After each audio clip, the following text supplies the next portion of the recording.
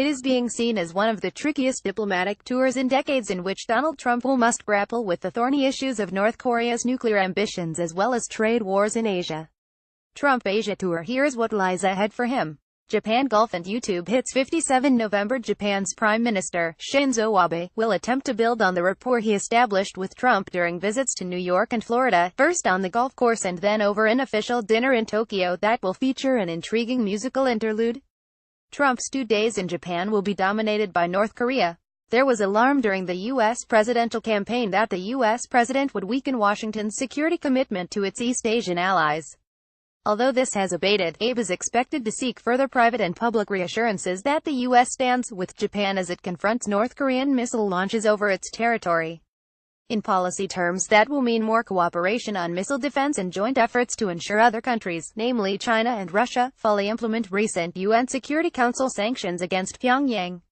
Meanwhile, Trump will offer his support for Japan over China's territorial ambitions in the East China Sea, where Tokyo and Beijing are embroiled in a long-running dispute over sovereignty of the Senkaku Islands. Trump stunned Japan a year ago when he announced America's withdrawal from the Trans-Pacific Partnership, a free trade agreement in which Abe had invested considerable political capital. Analysts believe the two leaders will put their differences on trade to one side, fearing it could dent their united front on the North Korean nuclear crisis. South Korea moon will cast a shadow. 78 November. It is possible that the mood on Air Force One could darken slightly during Trump's short hop from Tokyo to Seoul on Tuesday.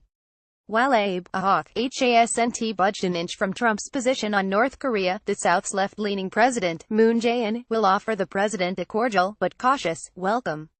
Moon, who agrees with Trump that now is not the time to engage in high-level talks with Pyongyang, has nonetheless signaled his opposition to any unilateral military action by the U.S., telling the National Assembly this week there should be no military action on the peninsula without our prior consent. That said, Moon angered his liberal base, and China, by approving the deployment of the THAAD missile defense, designed to counter North Korean attacks. Aware that the 10 million residents of Seoul, just 50 kilometers from the demilitarized zone DMZ, are highest on Pyongyang's retaliatory list of targets, Moon has attempted to make good on a campaign pledge in May to seize the diplomatic initiative on North Korea from Washington. It might have been possible to hear a sigh of relief from the presidential Blue House in Seoul when the U.S. decided to scrap plans for Trump to visit the DMZ, a move that resonates with U.S. policymakers and troops, but which some South Koreans regarded as an unnecessary provocation in these particularly tense times. Instead, all eyes will be on Trump on Wednesday, when he becomes the 7th U.S. president to address South Korea's National Assembly in a speech that will be dominated by the peninsula's nuclear crisis.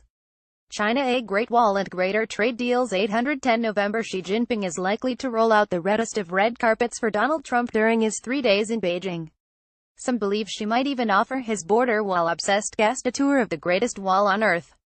But two thorny topics will top the agenda when America's self-styled king of deals sits down with an ascendant leader he last week hailed as the king of China trade in North Korea. The key role Wilbur Ross, Trump's Commerce Secretary, has played in preparations for the trip suggests economic issues will take center stage. Observers believe Trump will want to return home with a series of tweetable short-term victories that will bolster his claims to be confronting Beijing over unfair trade practices and bringing jobs and investment back to the U.S. China is likely to oblige. One mooted deal will see China's state-run oil giant Sinopec agree to pump at least $7 billion into areas devastated by Hurricanes Harvey and Irma. Trump and his Secretary of State, Rex Tillerson, meanwhile, will hope to make further progress on thwarting Kim Jong-un's nuclear ambitions. Even Trump critics believe he is making some headway on this front, with Beijing backing 2 recent rounds of UN Security Council resolutions against Pyongyang. The Chinese have done more under President Trump's prodding than any other American president, the former U.S. ambassador to NATO Nicholas Burns told CNBC last month. Few, however, believe Beijing has much more to offer on North Korea. Earlier in the year some had predicted Trump would arrive in Beijing touting a radical makeover of the U.S.-China relationship that would see dramatic concessions on both sides. Those expectations now appear far-fetched.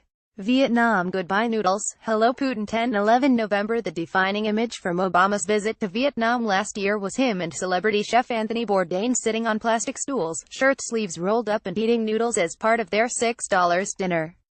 It was one of Obama's more obviously staged scenes, but the act charmed many in Vietnam on a visit where he also played up to civil society by condemning human rights abuses. Trump may very well skip the noodles show and human rights talk altogether when he arrives in Vietnam.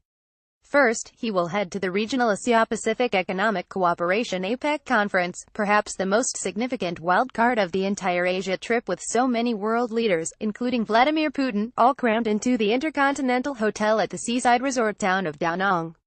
A day later, he'll fly up to Hanoi to meet Vietnam's President, Tran Dai Quang, for talks that will be squarely aimed at boosting economic and security cooperation, especially regarding territorial disputes Vietnam has with Beijing in the South China Sea.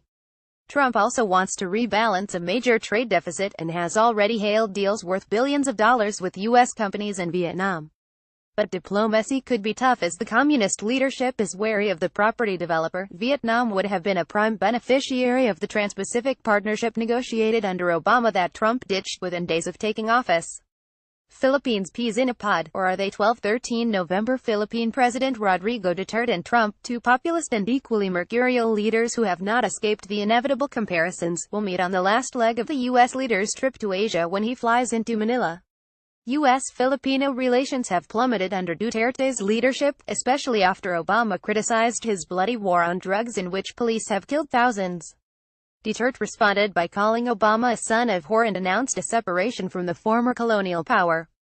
Meanwhile, Manila has been courted by Russia and China. But Trump appears to have found a like-minded friend, and in May he praised Duterte for doing an unbelievable job on the drug problem.